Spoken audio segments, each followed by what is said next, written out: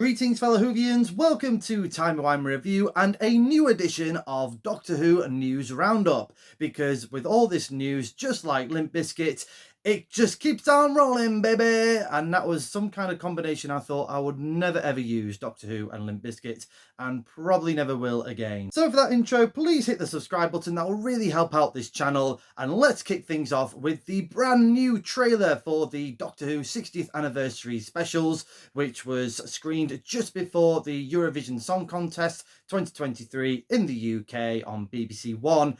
And especially if you saw my reaction trailer to that, my little video that I did. Thank you very much for watching that. I know it's not the best quality video out there on YouTube, but I truly appreciate that you've took the time to have a quick look at that and saw my reactions. The main takeaway from this trailer being the title reveals for the specials. So special one is going to be called The Star Beast, which is definitely confirming everything that we've talked about on this channel about it being possibly loosely based from the comic strip from Doctor Who magazine back in the 80s. We saw an image of the Wrath Warriors as well as the return of Beep the Meep. Whether it's a like-for-like copy of the comic strip, I probably doubt that will happen, really. I haven't really read the comic strip, so again, let me know in the comments if you think that could actually happen.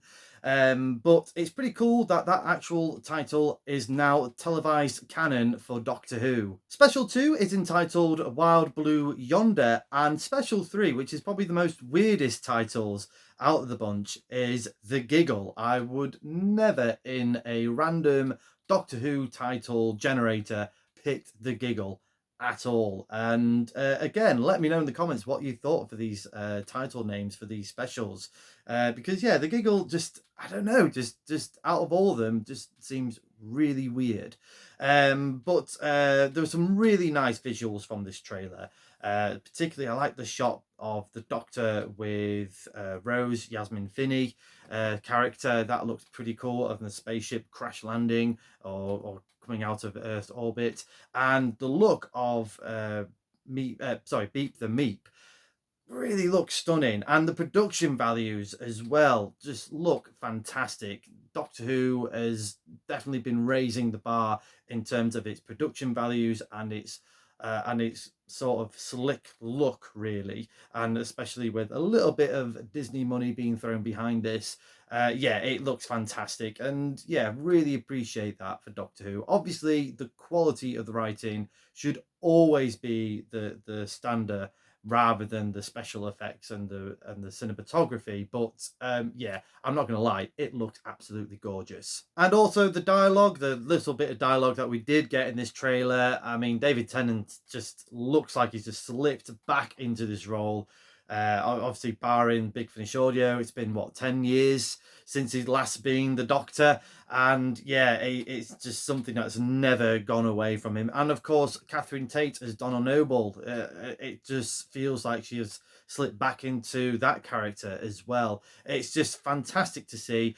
I'm sure we're going to get at least one more trailer, probably a few weeks prior to the specials being aired in November of this year. I think it does need probably one more just to sort of establish who the mystery villain is, unless they're going to keep that for the specials, because it's not overly been confirmed that Neil Patrick Harris will be the toy maker. It's all just still rumor at the moment, but it certainly feels like it's heading that way. I felt airing this trailer just before the 2023 Eurovision Song Contest was a smart move on the BBC, just to get as much eyes as possible on this product. I feel that the BBC are certainly taking Doctor Who far more seriously and giving it a lot more of an important status, as it should be. It's doing a lot of money globally for the BBC, and I think there's a little bit of Russell T Davies sort of marketing ploys in there as well. But to sort of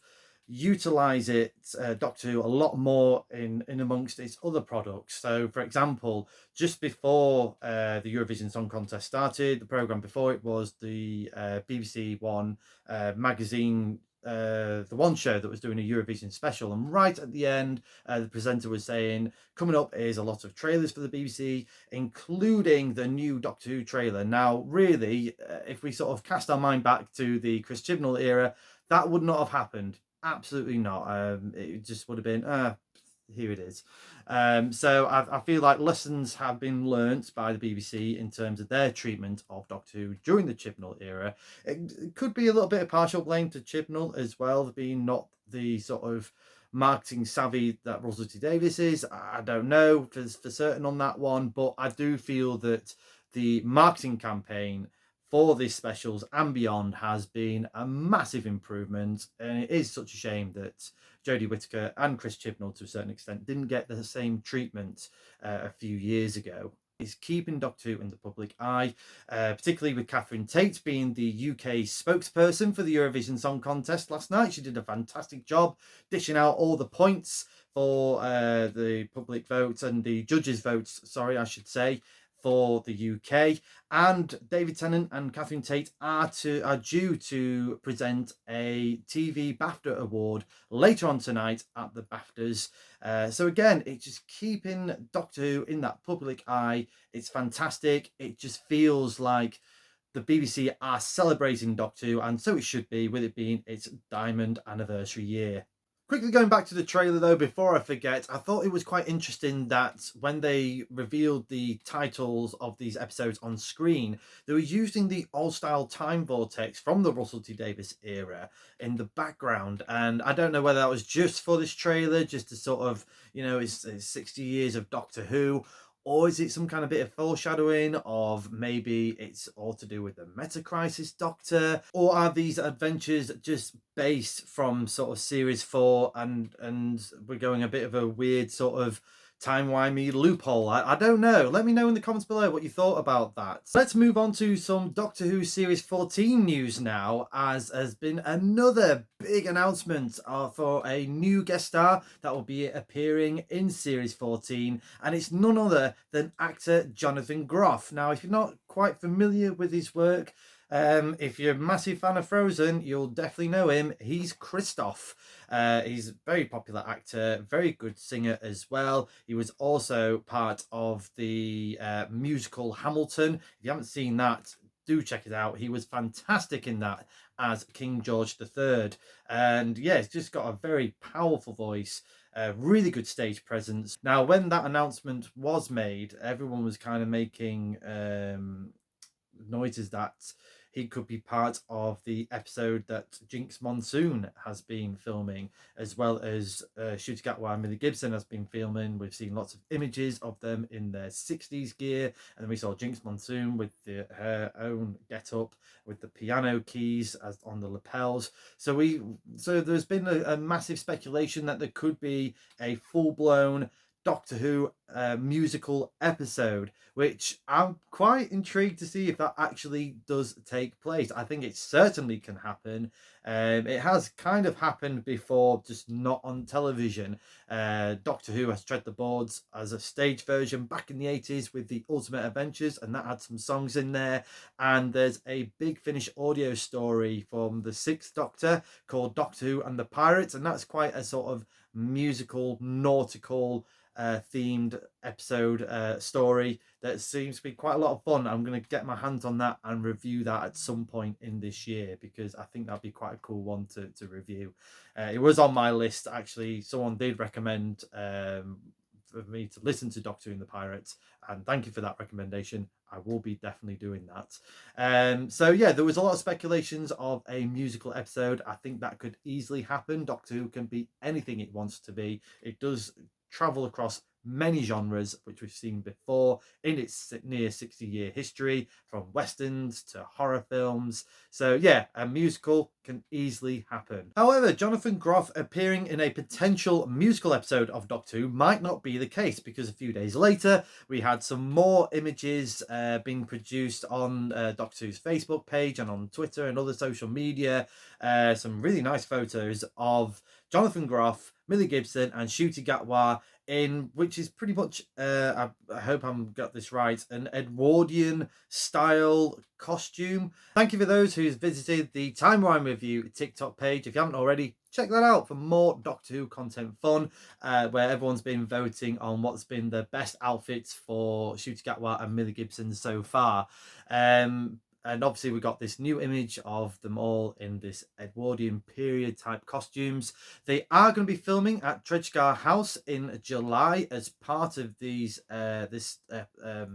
episode, or perhaps episodes. This could be the filming block for the final 2 episodes for Series 14, I'm led to believe. Again, correct me if I'm wrong in the comments. Is looking rather exciting, with Russell T Davies putting up a post on his Twitter page with the 3 of them in their new garments, with Millie saying beware of the Duchess, I think it was on the tagline was. So again, let me know in the comments below your speculations of those particular episodes. And finally, a little piece of Doctor Who news from the classic era of Doctor Who, and it does revolve around Australia. This was a news article that caught my eye.